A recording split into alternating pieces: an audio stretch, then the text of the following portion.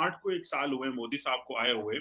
अच्छा। 8 साल में क्या ऐसा जो है वो हुआ कि 180 डिग्री शिफ्ट आ गई कि इंडिया के अंदर अब करप्शन ही नहीं रही? मुझे तो ऐसे लग रहा है कि ये वो जो प्राइम मिनिस्टर मोदी की जो बीजेपी की मीडिया मैनेजमेंट और परसेप्शन मैनेजमेंट है, आप कहीं उससे तो नहीं मुतासर हो गए? जय हिंद दोस्तों, स्वागत है आपका हमारे चैनल पर एक और लेटेस्ट वीडियो में। दोस्तों, भारत में जब से 2014 से मोदी जी की सरकार आई है और उसके बाद जिस तरह से दोस्तों भारत में एक करप्शन के ऊपर भी काफ़ी बड़ी लगाम लगी है और बड़े स्तर की करप्शन तो दोस्तों काफ़ी कम हुई है, लेकिन छोटे स्तर पर तो आज भी थोड़ी मोटी करप्शन भारत में भले ही होती हो। लेकिन दूसरी तरफ दोस्तों, जहाँ पाकिस्तान में इमरान खान को लोग मसीहा बनकर लाए थे, लेकिन इमरान खान ने जिस तरह से पाकिस्तान को रिकॉर्ड तोड़ कर्जे लिए और सब कर्ज लिए गए पैसों का पाकिस्तान में इमरान खान चूना लगा गया, जिसकी पाकिस्तानी जनता आज भी कीमत चुका रही है। तो दोस्तों, अब पाकिस्तानी मीडिया के सिवाय भारत की बातें करने के उसके पास कुछ भी नहीं बचा। और जिस तरह से अब भारत सरकार स्टार्टअप इंडिया के तहत जो मिशन चला रही है और लोगों को लघु उद्योग से ज़्यादा जोड़ने की कोशिश कर रही है, और दूसरी तरफ दोस्तों जिस तरह भारत आए दिन अपनी तरक्की करता हुआ जा रहा है, इसी को लेकर पाकिस्तानी मीडिया देखिए किस तरह से कह रहा है कि यह सब मीडिया को मैनेज करके ही हो रहा है। लेकिन दोस्तों ऐसा कुछ भी नहीं है, सच्चाई कुछ हो रहा है। जिस तरह से शादी.com ने भी आंकड़े दिए हैं, उन्हीं को लेकर भी चीमा देखिए बिल्कुल चुप हो गया है। तो दोस्तों, हम आपको एक बहुत ही बढ़िया और मज़ेदार वीडियो दिखाते हैं। अगर आप स्टूडेंट हैं तो दोस्तों आपको यह वीडियो ज़रूर देखनी चाहिए। तो दोस्तों, वीडियो को लाइक ज़रूर कीजिएगा और प्लीज़ हमारा चैनल सब्सक्राइब कीजिएगा। हम आपके लिए इसी तरह की एक से एक बढ़िया पाक मीडिया की लेटेस्ट वीडियो लेकर आते रहेंगे। जय हिंद, वंदे मातरम। ट्रेस होने लग गया। अब आप जो है कैश पैसे नहीं दे सकते, they are going towards the cashless economy. अब आप कुछ भी खा लीजिए, आपको पता चल गया कि अतुल होलकर जो है दिन में 10 समोसे खाता है क्योंकि ट्रैक है। हाँ, बिल्कुल सही है। तो अच्छा कहीं मैं जी, जी। जी बोलिए बोलिए प्लीज। मैं देख रहा था कि एक मैं आर्टिकल पढ़ रहा था एक इंडिया में, उसमें वो मेरा ख्याल है जो यूनियन मिनिस्टर हैं of state for electronics and IT Rajeev Chandrashekhar साहब, जी उन्होंने कहा कि उन्होंने एक बेसिकली ब्रेकिंग न्यूज ही दी है। उन्होंने कहा कि जो शादी.com एक वो वेबसाइट है जहाँ पे जी जी लोग शादी के लिए वो करते हैं, तो उन्होंने कहा कि आपको पता है कि जो शादी.com है उसमें जो मोस्ट सर्च्ड वर्ड है वो आईएएस और आईपीएस ऑफिसर नहीं है, वो है स्टार्टअप फाउंडर या वो है स्टार्टअप एम्प्लॉई या स्टार्टअप फाउंडर्स। तो आप क्या देखते हैं कि इंडिया के अंदर ये जो एक कल्चर है या एक इकोसिस्टम शादी का इसको कह लें कि हाँ जी। वही चेंज हो रहा है कि लोग अब लड़कियां या लड़के वो ये नहीं देख रहे कि भाई हमें आईएएस ऑफिसर चाहिए या आईपीएस ऑफिसर चाहिए, हमें भाई स्टार्टअप फाउंडर चाहिए जिसके पास पैसा है या जो मुलाजिम रखते हैं। तो ये क्या डेवलपमेंट है, जरा हमें इस ये भी हमारे से शेयर करें। जीवन साहब, इसमें दो चीज बताऊंगा। देखिए पहले क्या होता था ना, अब आप आपसे क्या छुपाना, हम लोग तो एक ही साथ अपनी अंग्रेजी बरतानवी जो हमको विरासत मिली थी उसके अंदर हमारी ब्यूरोक्रेसी आई थी। तो आईएएस आईपीएस में फायदा ये होता था कि बहुत सारे पैसे होते थे। अब वो पैसे चले गए।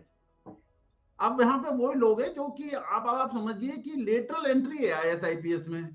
साथ में अगर आपने काम नहीं किया तो government can chuck you out, you can't be a dead wood in the system. And they are very clear instructions on that. Corruption है ही नहीं अब। मतलब आप कर लीजिए कि आप अपने अपने रिस्क पे कर रहे हैं, अगर करप्शन कर रहे हैं तो वो ना अट्रैक्टिवनेस ऑफ मनी तो चला गया। yes, there is an authority, there is a dedication, now the bureaucracy is more responsible towards its people, that is important, but fact of the matter is जो अब जो रोमांटिज्म है या वो एक जो ग्लैमरस है या वो फास्ट ग्रोथ ऑफ पैसा है, वो डेफिनेटली स्टार्टअप से।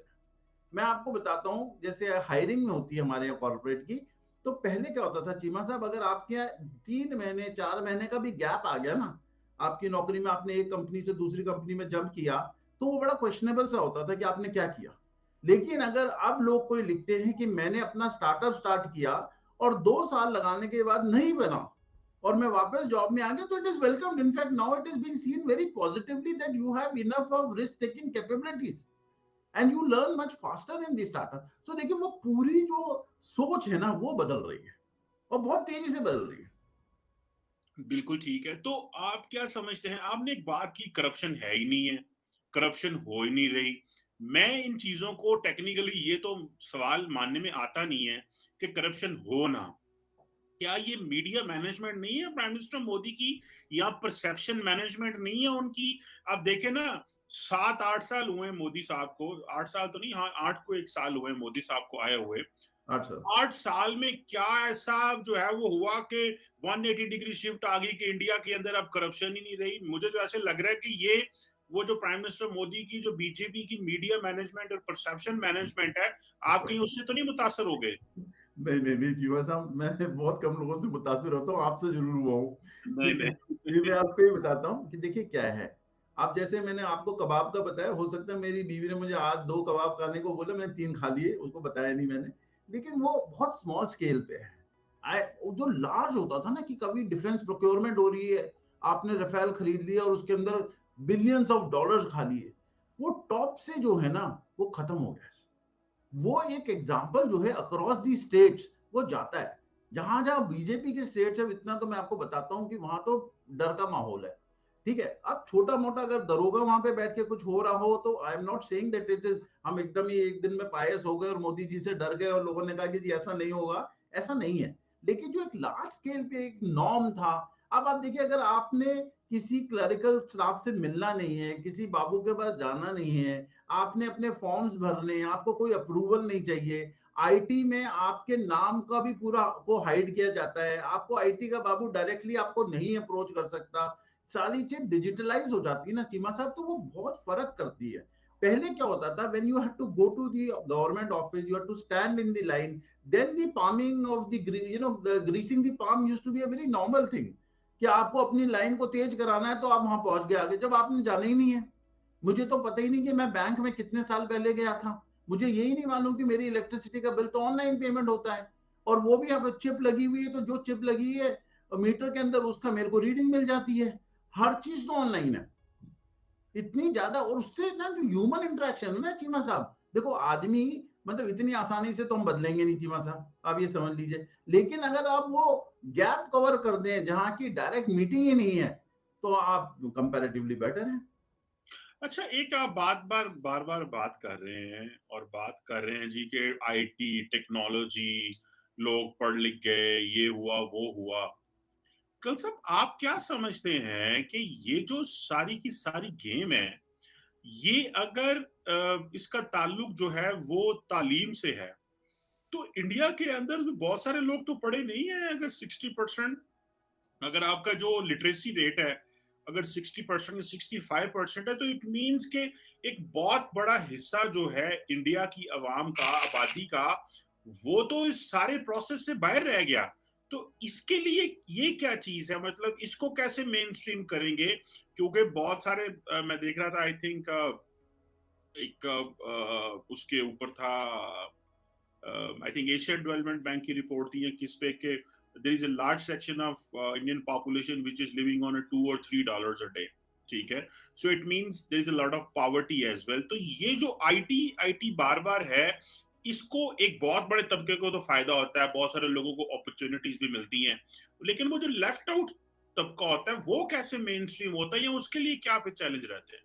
देखिए केवल साहब, अभी आज ही मेरे ख्याल से मिस्टर मोदी ने बोला था कि जो हमारा एजुकेशन सिस्टम था ना, वो बेसिकली स्लेव बनाने के लिए था। वो मास्टर एंड स्लेव वाला रिलेशनशिप था। मास्टर तो अंग्रेज होते थे, उन्होंने हमारे एजुकेशन सिस्टम को, पुराने वाले को खराब किया। हमारे तो गुरु शिक्षा का था, गुरुकुल होता था, वहां लोग जाते थे, वहां पढ़ाई करते थे, फिर वापस आते थे। और तब जो अपनी टोटल इकोनॉमी थी एज ए जॉइंट इंडिया की, वो वर्ल्ड के अंदर टॉप इकोनॉमीज में काउंट होती थी। और अंग्रेजों ने आके सबसे पहले अगर कोई हिंदुस्तान में कोई नुकसान पहुंचाया होगा तो अपना एजुकेशन सिस्टम चेंज किया था। अब वो वापस जो है हम दोबारा जा रहे हैं। तो पहले क्या होता था ना चीमा साहब, मैंने जब से कॉर्पोरेट ज्वाइन किया आज से 15 साल पहले, ये होता था कि अगर आपने एक चाय वाले को भी रखना है ना, जो टी सर्व करता है, ऑफिस बॉय भी, तो उसकी ना एचआर वाला लिख देता था कि it has everyone has to be graduate. अब there is a difference between educated and employable. Now, what the government has done, you can quit your studies at class 12. You can do it in class, say, first year, second year, third year. Not everyone needs to be a graduate. First part. Secondly, उन्होंने क्या किया, हर stage पे skilling कर दी है। अब local level की skilling है। अब एक लड़का है, वो अगर वो जाके किसी फैक्ट्री में काम करता है चीमा साहब, तो वो फैक्ट्री के अंदर उसको ग्रेजुएट होने की जरूरत नहीं है। वो क्या करता है कि उसकी जो बेसिक स्किल है वो कवर हो जाती है। तो ये बात आपकी काफी हद तक सही होगी कि there is not that everyone is graduated और educated, but they are employable and they can do basic transactions, of whatever, even digital transaction हो या नॉर्मल ट्रांजैक्शन हो, आज हमारे मजदूर भी अगर आप देखेंगे ना, और रिक्शा वाला जो अपने पैर से रिक्शा चलाता है, वो उसके पास भी एक मोबाइल फोन रहता है। तो ये काफी हद तक जो डिजिटल है ना, आपको मैं एक चीज जहां से बताता हूँ, खास करके थर्ड वर्ल्ड कंट्रीज के लिए डिजिटल हैज बीन दी बून। आप देखिए उसके अंदर यूट्यूब है, आज इंडिया में यहाँ कुछ खबर होती है, वो तमिलनाडु तक 1 सेकंड में पहुंच जाती कि ये हो गया। So that growth, knowledge is moving faster than education. तो दोस्तों देखा होगा आपने, वीडियो को आपको अच्छी लगी होगी उम्मीद करता हूं। तो दोस्तों आगे आने वाले समय में हम आपके लिए एक से एक बढ़िया वीडियो लेकर आते रहेंगे। दोस्तों आगे से हम आपको, मैं क्षमा मांगता हूं, पिछले कुछ दिनों में हमको आपको रिएक्शन टाइप के दो चार वीडियो दिखाने पड़े थे, लेकिन दोस्तों आगे से ऐसा कुछ भी नहीं होगा। हम हमेशा से आपके लिए एक से एक बढ़िया वीडियो लेकर पहले भी आते रहे, अभी भी लेकर आते रहेंगे। प्लीज़ हमारा चैनल सब्सक्राइब कर लीजिएगा और वीडियो को लाइक कीजिएगा और कमेंट में अपनी प्रतिक्रिया जरूर दीजिएगा कि दोस्तों आपको क्या लगता है भारत में अब किस तरह से छोटे स्तर पर कितने करप्शन में कितना असर पड़ा है और बड़े स्तर पर भारत में किस तरह का करप्शन कम हुआ है। और दोस्तों अब पाकिस्तान में आने वाले दिनों में जिस तरह के हालात बन रहे हैं, उन सब पर हम आपके लिए एक से एक बढ़िया वीडियो लेकर आते रहेंगे। जय हिंद।